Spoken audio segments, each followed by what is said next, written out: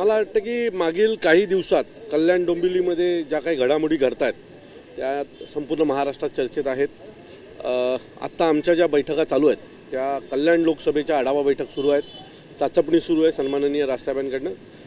आज कल्याण शहराच्या बैठका होतील आणि उद्या डोंबिवली शहराच्या बैठका होतील।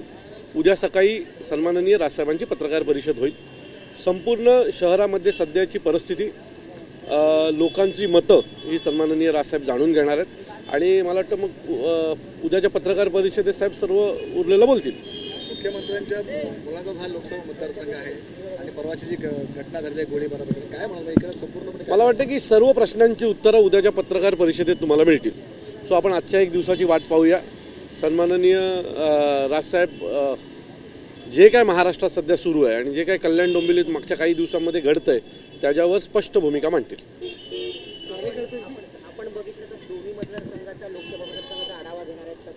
कल्याण मतदारसंघाचा साहेब आढावा घेणार आहेत। भिवंडी मतदारसंघाची बैठक ही नंतर होईल। आत्ताची जी आज आणि उद्या ज्या बैठका होणार आहेत त्या कल्याण लोकसभा संदर्भात होणार आहेत। भाजपा संदर्भात सुद्धा जवळीक चाललेलं काय म्हणाल? मी तुम्हाला म्हटलं ना, उद्याच्या पत्रकार परिषदेमध्ये त्या दिवशी साहेबांनी, मला वाटतं तुम्ही नीट ऐकलं नाहीत काय म्हटलं, त्या दिवशी साहेब म्हणाले होते आज मी शिक्षकांच्या विषयात बोलतोय, राजकारणाच्या वेळेला राजकारण या विषयावर बोलेल।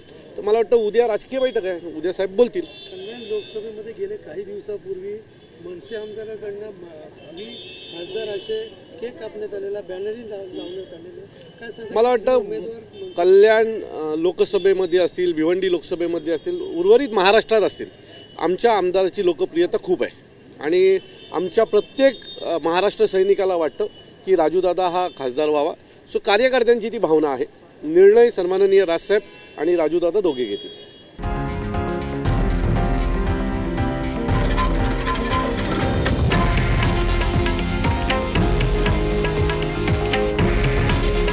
हे आहे देशातील नंबर 1 न्यूज नेटवर्क आणि आपण पाहत आहात TV9 मराठी।